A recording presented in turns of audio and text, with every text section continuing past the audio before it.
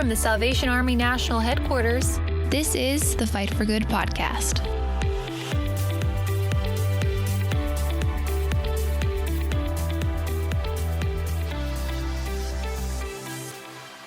Hi, everybody, and welcome to another episode of the Fight for Good podcast. I'm your host, Lieutenant Colonel Tim Foley. We're broadcasting here from our studios at National Headquarters in Alexandria, Virginia. And today with me is the assistant to the editorial director, Michele Katsaris. Michele, always good to see you again. Always good to see you too. Today's podcast, we're going to be sharing Michele's interview with best-selling author, podcaster, and influencer, Jeff Bethke. You knew about him, and you've talked about this in previous interviews, because he was on YouTube with a very, very popular, I don't want to say it's a rap, but it's like a... It was spoken word, like poetry. Yeah. It was Why I Love Jesus, But I Hate Religion. And that video went viral, like millions of views. Yeah, I thought it was kind of interesting because a lot of our listeners and readers, especially Salvation Army officers that are out there, would just maybe kind of smirk a little bit or go, yeah, well, you know, like my wife and I, we've been working together for 35 years, and maybe I could have gotten his advice a little while ago. Mm-hmm. But then, you know, when you think about it, it's not really that common that couples work together. It's not. Or is that something that is emerging in millennial and Z generation experiences now? I mean, I think at the end of the day, it depends on what you both do for a living. I do think with content creating being what it is and exploring all these tons of new jobs and opportunities out there, I think, you can kind of start dating someone who does the same stuff as you, which is great. But I think it really just comes down to like what you're passionate about and what you do for a living. So they talk a little bit, or he talks a little bit in this interview about this balanced life when you're working with your spouse. Was there anything that in particular that kind of popped up to you when he was talking about that? I mean, I don't work with my boyfriend. I think I would go crazy, so I give him a lot of respect for that. But I did really like that him and Alyssa, his wife, had started to become morning people. Not like that they like waking up early, but they have children, and you know their day is so crazy packed. They've had to make adjustments. Right. Yeah. So I like that he talked about being a morning person and how they don't even talk for like the first 2 hours. They do their own thing. They get their own coffee. They go read the Bible. They go meditate. He goes and works out. Like they're like, no, like we do not do this morning thing. And then they come back together to start working and then to be parents. And that lasts throughout the night. And I thought that was really cool. And he's not coming across in the interview or in his writings like this is the actual systematic that you right. Yeah. No, I mean, right? things change all the time and, right. you know, day-to-day situations, and they do travel quite frequently. So, you know, obviously that changes, but that is how they kind of separate, you know, their own individual time and also find their own time with Jesus and the Word. Well, with that, we will get right to Michele's interview with Jeff Bethke.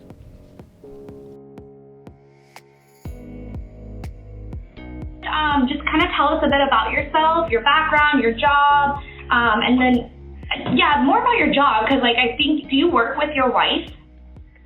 Yeah, so there's kind of a million different things we do, but the thing I like to say is we kind of work for the internet, and so that can mean, you know, or another way to put it is we like to make people think about Jesus in fresh and unique ways to kind of, in our cultural moment, and that can mean a podcast, that can mean a book, that can mean speaking, that can mean anything really, and so it kind of plays out in a bunch of different ways, and sometimes it's with my wife, sometimes it's not, but all of that is in one big bucket for us.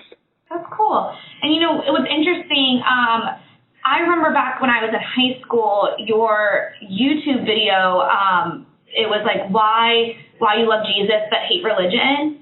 Yeah. And I had to write like a paper on that video in high school. Sure. And so when I was kind of looking up, popular Christian bloggers or like, you know, influencers, and you came up, I was just like, why does this guy look familiar? And then it like kind of, I put the pieces together. So I was like, oh, that's so cool that I see your That is funny. Yeah, I mean, that was like 8 years ago now, but that was, so that was the starting point, though, of like, it was an accidental viral video. We were just doing it for fun, doing it just on a whim. It was just me and my friend. I think I was like 21. My friend was 19 at the time, and it just went crazy viral, but that's what kind of gave us kind of this opportunity to then kind of do what we want to do, and it's been fun the last 7 years how it's kind of taken shape. That's awesome. And like you said, you do work with your wife a bit, and you guys have a family together. So kind of tell us, like, when did you, and her name's Alyssa, correct? Yes. Okay, when did you guys first meet? So we met at one of my good friend's sister's wedding. So basically Alyssa was friends with the sister, and then he was one of my best friends, and so I was there too. And so we met at that wedding, and it was that very classic story, just kind of totally hit it off. I kind of had already heard about her and knew about her, so I kind of was going for that reason and kind of with that mission in mind, for lack of a better term, and it went really, really well. And so, that was from then we started dating, and that would have been probably 10 or 11 years ago now, but that was how we met. I think I was like 19 or something. And when you guys first started talking, was faith something that was very important to you, like when you started dating, or was it something that was kind of put on the back burner? No, for sure, something really serious. I was just coming kind of to know the Lord in that season, about a year in, and so I was very fresh in the faith, but very, when that's that new, very like alive and zealous. And then Alyssa was a very raised in an amazing Christian home, with both parents, and just only child, loved the Lord her whole life, no kind of prodigal season, and so she also had some very serious faith in a different way. And so, that was definitely from the beginning what we really cared about and what it was all built on. Oh, that's really nice, because I think most young couples, especially being 19, don't really have that as like a main factor when they start dating people. So that's good. And then, like you said, you do work with her sometimes. What is some of the hardest things about, you guys work together, live together, have a family together? What's some of the hardest things about that? And then what are some of the best things about that? One of the hardest things is, and I mean, I actually think we've gotten pretty good at this just because of we've had a lot of practice, but I would say one of the harder things has probably been being like when you work together with your spouse, and we do now too. We have like a whole ministry called Family Teams that we do with our mentors. That's like our full-time job now, where that's basically a bunch of resources and podcasts and books and events to try to equip people to build a multi-generational family team on mission, and that's our full-time job now, so it's kind of the family thing. And so the hardest thing about that is like boundary setting, or being able to know what moment is in what bucket. Is this a work moment? Is this a marriage moment? Is this a family moment? Is this a kid moment? Is this a date moment? And there's some blend there, but that is certainly one of the harder aspects, but a gift for sure too.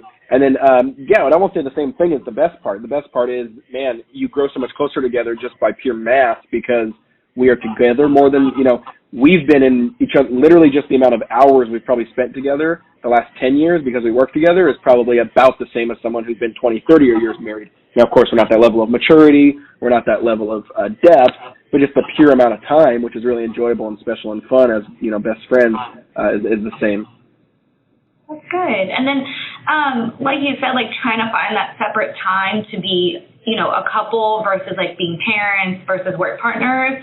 Do you have any like tips or advice for people who are in the similar state and how you balance all of them?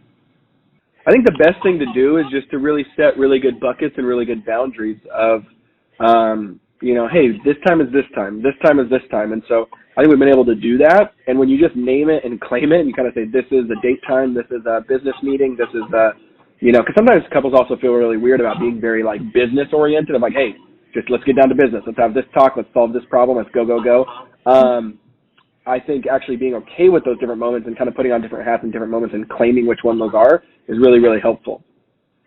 That's good. And so, like, when you say, like, date times, you mean, like, if you guys are just hanging out, like, no business talk is allowed. That's, like, when so, like, we have something called, like, a business meeting. So that's Sunday nights. So Sunday nights is our business meeting means that, like, we're just going to spend 30 minutes to just go through all the logistics that it takes to run a family and a marriage and our business. So it's like, when are we going to do this? When are we going to do this? When's that? When are we going to connect? When are we going to make sure we have a date? When are we going to make sure we, take care of the kids? When are we going to do this job? And then we have a date night that's separate from that, and that is more like, hey, no talk about business, no goals and dreams and hopes and no problems, and we rarely even talk about the kids that much because we want to connect on a heart level. Because a lot of times what happens is date nights turn into just logistical meetings, and that's when it gets kind of convoluted and confusing for people. Yeah, definitely. And then with all of that, how do you guys find time, like, for yourself? Do you guys have your own routines, your own personal time? Yeah, you mean like individually? Yeah. Yeah, I think we're both morning people in that sense. Now, I would say I think, we're not morning people actually, but you have to be a morning person once you start adding logistics. So we kind of carve out, both of us probably spend about 2 hours, the first 2 to 3 hours of the day, kind of alone, where we don't see each other, we don't talk, and that is really, really big for us. Good. Yeah, it definitely sounds like you guys have the right balance. Because like I said, especially when you're younger, people don't know how to find that balance yet. When would you say, like, how far into your relationship did you guys really get it down? Your own kind of program. I would say we still are. But realistically, when did we feel like, oh, this is working how it should be working? Probably 5 years. Yeah, probably 5 years in of like, okay, this is actually, we feel like we are flourishing because of the systems we put around us, even though we're still growing and figuring them out. That's good. And so you mentioned that Alyssa had grown up in, like, a religious family. Did you grow up in a religious family? I did, in a different way. So I was raised by a single mom of faith and went to church and all of those things. So it had its own complications, and kind of more of a poverty level type living, Section 8 housing, government housing, food stamps, etc. But still was exposed to the church and the beauty of that. And so, we different stories, but similar connections on that level. Yeah, I like the way you worded that. Okay, and then, I only have one more question. Advice to young people who would be struggling with their relationship with God. I would say just make sure you're not trying to figure it out or do that alone. Like, struggle is real, doubt is real. All these things are a normal part of the faith process, but make sure that you're leaning into the Lord and community and scripture and surrounding yourself with kind of like boundaries and barriers that keep you on the focused path so you don't fall off a cliff, metaphorically. And I think community is one of those, making sure that you're around people who know you for who you truly are, and that over the long haul does really change you. That was Jeff Bethke. Michele, what are some of the things that you feel our listeners can learn about from reading about Jeff and listening to him? I think the biggest thing is prioritizing. I think that he just gave some really great examples, and he also shares how he did it, which I feel like, you can like list out top 10 ways to organize your life, but he also shares, not only in this interview, but also in his books, how he did that, because it was not something overnight. His most recent best-selling book literally opens up with an argument between him and Alyssa. So it is an everyday thing that he has to work on. It's not just like, I did these 10 things and my life is perfect. It is every day he's working on that. And I think that's important when you look up to someone, you're like, I want to be like them, or I want my life to be like them, or they're an inspiration. They're not perfect. So they're still working on it every day. And I think that's the most important thing you can learn from him. Well, and that gets back to what millennials look most for in leaders is authenticity. Yes. They don't look for some kind of cookie cutter perfect approach, right, that everything is all hunky-dory. But they also don't want to just look at somebody that is sloppy and has no direction and just, it's just going to all fall apart. Right. And I think that's when I read him and when I hear him, I just get a sense of sincerity and warmth that comes from him. Yeah, same. I love talking to him. He's been, I think, probably the most fun interview I've had. Well, and one of the things that I've noticed in a previous interview too that you had with him, he would say, "That's a good question." That's a good question. Well, the second interview I did, so I always send the interviews, the questions ahead of time. I just don't want anyone to trip up, and if they want a really good answer, I hate when you think of a good answer, but it's like 10 hours later. So I want them to have a moment. But the second interview, we didn't have time to do that. So I was just like, if you don't know how to answer any of these, just let me know. And I was shooting off the questions, but he had an answer for everything. And they were good answers. There was no ums or ers or pauses. He was like, oh yeah, I have an answer for that. So he was really fun to interview. Well, again, we thank you for finding Jeff, even though he's been out there, but bringing him to our listeners' and readers' attention. To read Michele's full interview with Jeff, please check out thewarcry.org. That's what I really love about what we're doing now with our podcasting and with our digital presence. We're able to go a little further than what we have in the printed Warcry magazine. So thanks for taking that and embellishing a little bit more with your interview with him. Yeah, definitely. Well, that's going to end this episode of the Fight for Good podcast. Be sure to subscribe to Fight for Good wherever you listen to podcasts. And don't forget to follow the Warcry and Peer on Facebook, Instagram, Twitter, and Pinterest. Until next time, this has been the Fight for Good podcast.